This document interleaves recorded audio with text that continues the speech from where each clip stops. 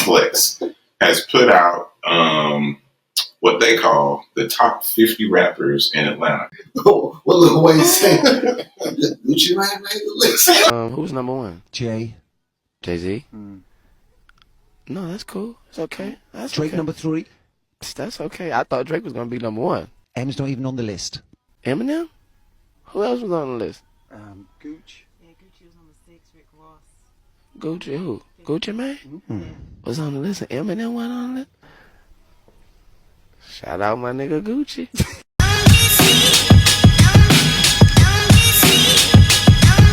Keep it pushing, see through the dark like Stevie Wonder. Yeah, man. Let's get to my list. I feel like I should start at the bottom. Start at the bottom. Starting at the bottom, I'm gonna say Young Thug. Okay. I'll put Young Thug at number 10. I'm not gonna lie. When Young Thug first came out, I did not like nothing about him or his music, but it grew on me. You know, it was so different. Yeah. My little cousin Spawn, he was like, he said, "I'm telling you, Young Thug is the future. You have to listen." Yeah. And so Young Thug actually started to grow on me, you know, because he was so different and so influential. But the singing and his words, you know what the hell he was saying, but it was kind of jamming though. Yeah. It took, like I said, it took about a year and a half for him to grow on me, but he definitely got some hit songs. He's definitely very influential. So yeah, but I had to throw him on there. Shout out to Young Thug. Shout out to Young Thug. Free Young Thug. Free Young Thug. I put Lisa Left Eye on there. Okay. But, and only because, I mean, I think she was, I feel like you can fact check me, but I feel like she was one of the first rap females from Atlanta. To me, if you're talking the early 90s. Yeah. Yeah, because you used to stay in Atlanta. I used to stay in Atlanta. Yeah. I feel like she was one of the first females that actually rap coming out of Atlanta that I can remember. And she was dope. Did she ever have like a solo album? I don't know. That I don't know. We don't have to check on that. Yeah. But I think she could have had if she put out a solo album, I think it would have been hot. Yeah, for sure. But she can spit though. And you know, and it was crazy because they got the TLC group and you got these two singers and you got this rapper, you know, that really wasn't heard of. So I thought that was very unique. I really liked the style, you know what I mean? It was cool. So shout out to Lisa Left Eye. Yeah, man, that worked. TLC. Man, I'm gonna have to. When you said Jermaine Dupri, it messed me up because I almost forgot about the Brat. Woo! Brat from Atlanta. Which technically she's from Chicago. Okay. So, but you know, most of her time's in Atlanta, right? She lived in Atlanta. She was there with Jermaine Dupri. Honorable mention, I'm gonna say the Brat. Yeah. Because to me, she is. To me, neck and neck, I'm gonna say her and Nicki Minaj. That's an interesting comparison. But I'm probably gonna lean more towards the Brat as far as rapping. The Brat is hard. Like, go back and listen to some of her old albums. She was creative, lyrical, her flow, just overall artist. Love the Brat. I didn't really buy a bunch of female albums, but I did have a Brat album because you're right. She was dope. And Jermaine was killing the production for it. Everything about it. She had hit songs. She had it all, for sure. I had a crush on the Brat back in the day. Before I knew she was. Anyway. I'm going to say, I don't even know where I'm at. I think I'm at number 8. I'm going to say Young Dro. Let's go, Young Dro. Young Dro. Lyrical. I think Young Dro should have been bigger than what he was. Because if you're talking lyrical and you're talking about artists that can really rap from Atlanta, he's definitely in at least top 6 or 7. Yeah. As far as the actual skill of rapping. So definitely throwing Young Dro in there. Yeah, I was gonna say, I learned about Young Dro. I had went to Atlanta, and I think I was down there getting a grill, and at the Underground, somebody sold me one of his mixtapes, and he had a bunch of hard mixtapes back in the day. He did. But yeah, I didn't put him on my list because I feel like he had so much potential that never got realized. Yeah, I think it was a lot of life happening to Young Dro. Definitely a lot of life happening. But influence, yes. Influence. He had it. He had it. He actually trying to come out with a few little verses. I seen that. Yeah. He did a Christian song too. I seen that too. That was it's hard. Pretty dope. That was hard. Okay, Dro. But shout out to Young Dro. Rubber Band Banks. I threw the Migos on there. I think this is 10, 9, 8, 7. Migos, I got at number 7 as top rappers in Atlanta.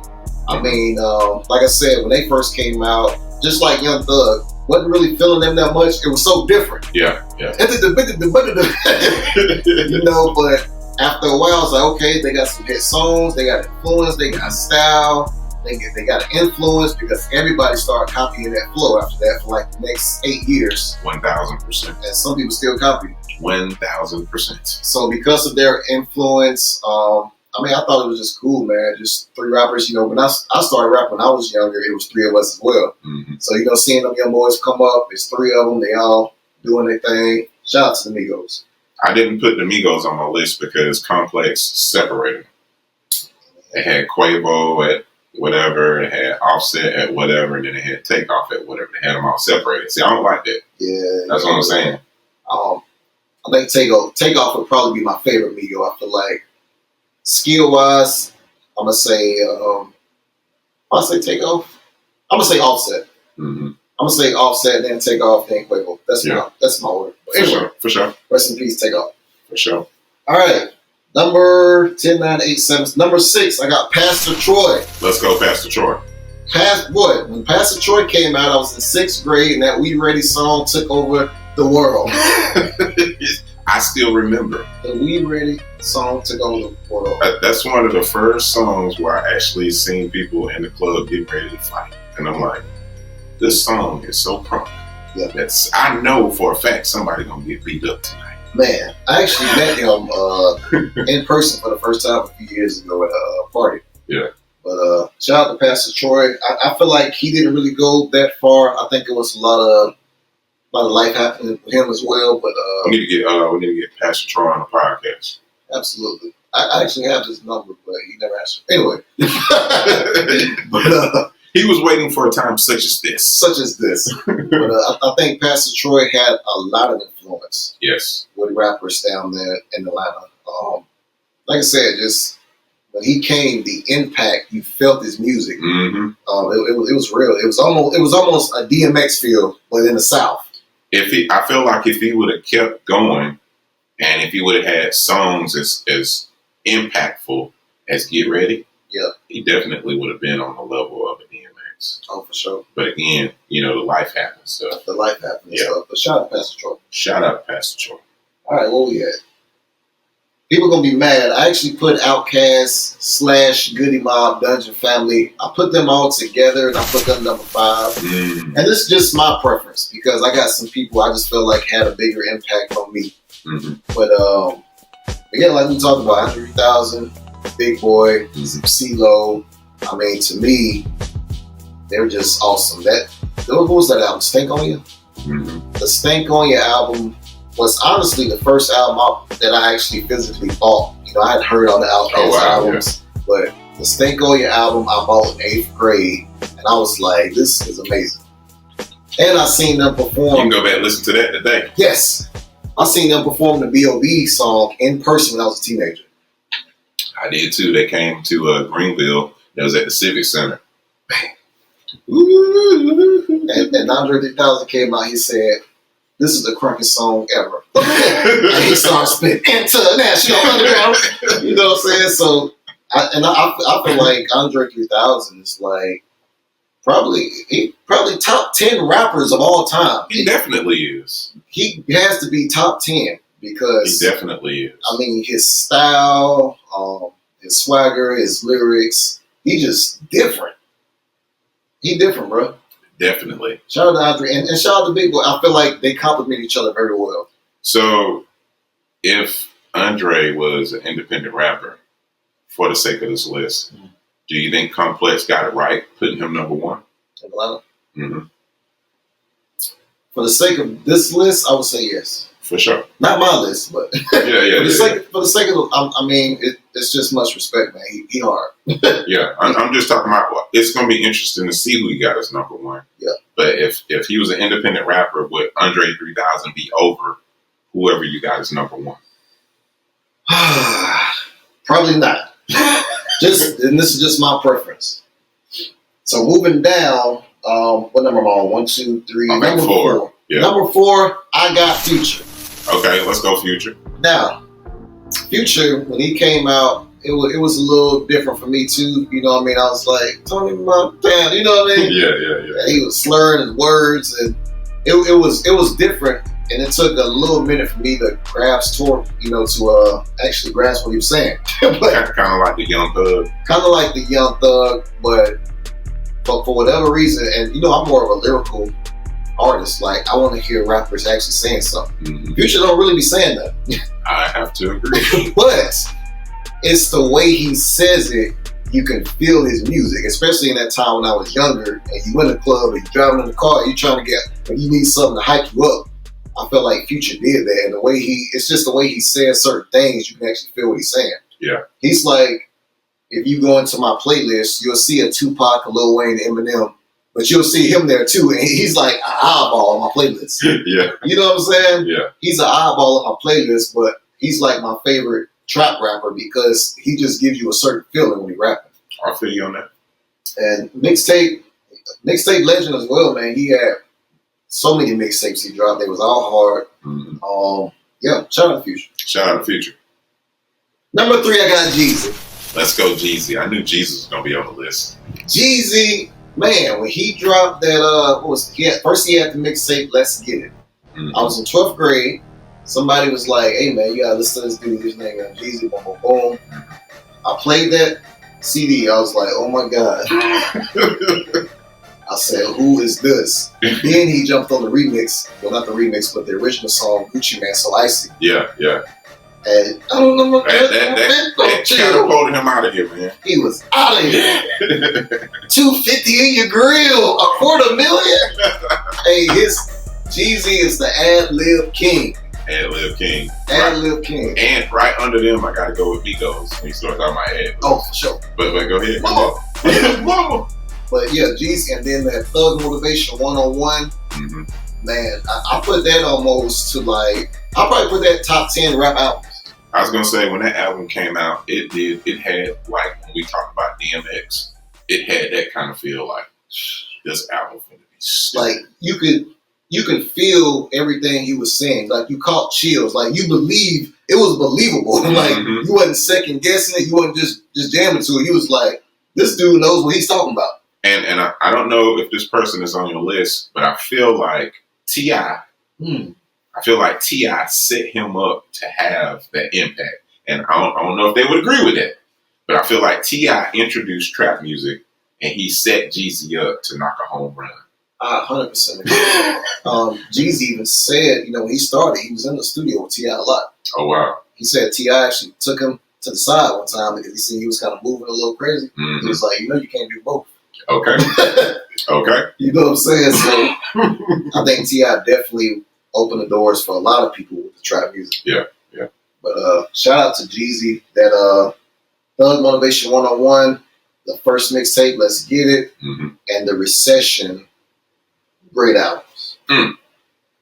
Number 2, I got T.I. T.I. is number 2. I thought it was going to be number 1. T.I. is number 2. Let's go, T.I. T.I. hard, man. I would say like his first 3-4 albums, out of here. I had all of those. Man, I'm serious. And I really, really started getting into trap music. That was my favorite, trap music.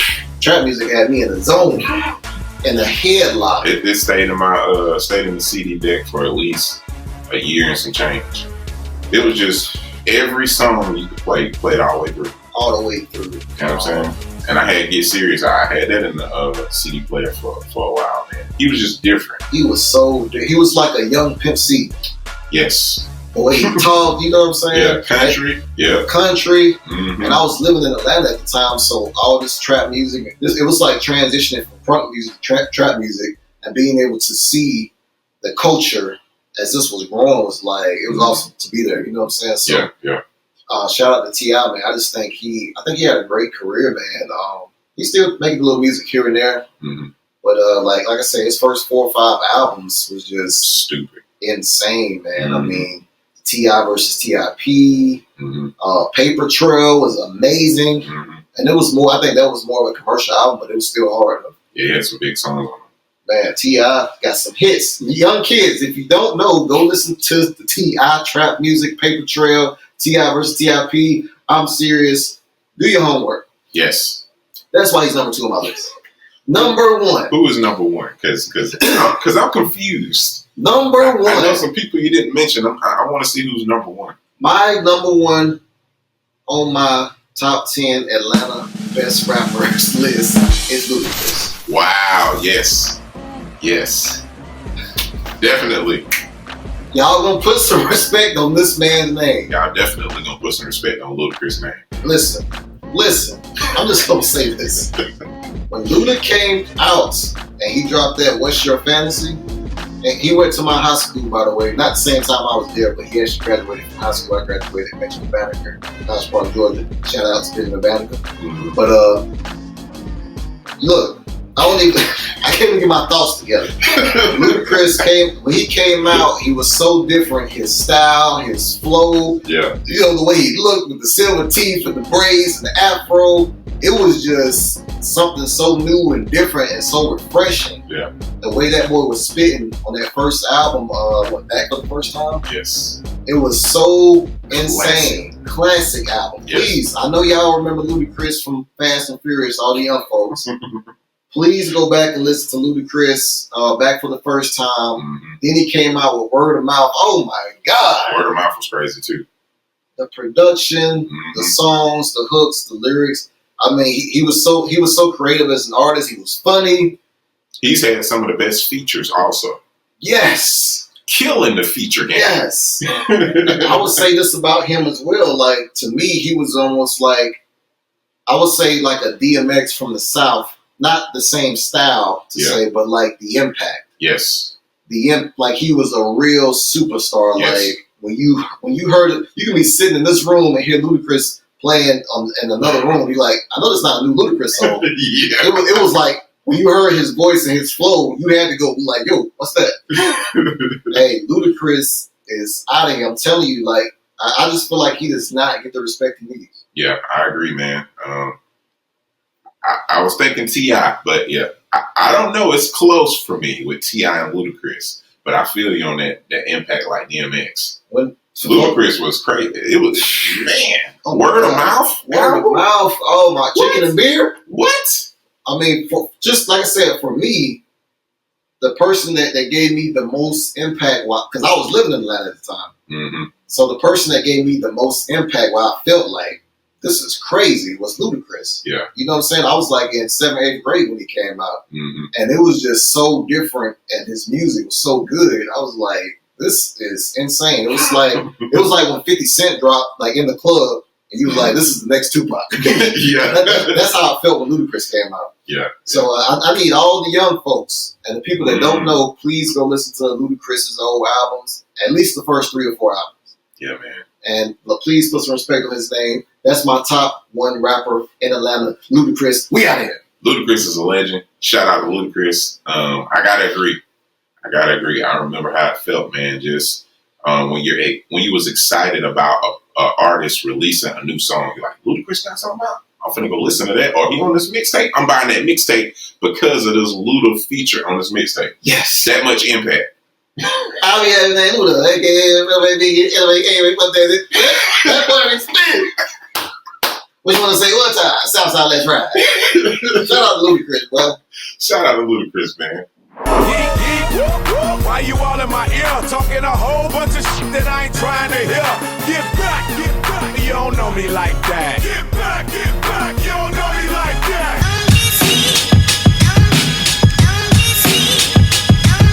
Keep it pushing, see through the dark like Stevie Wonder.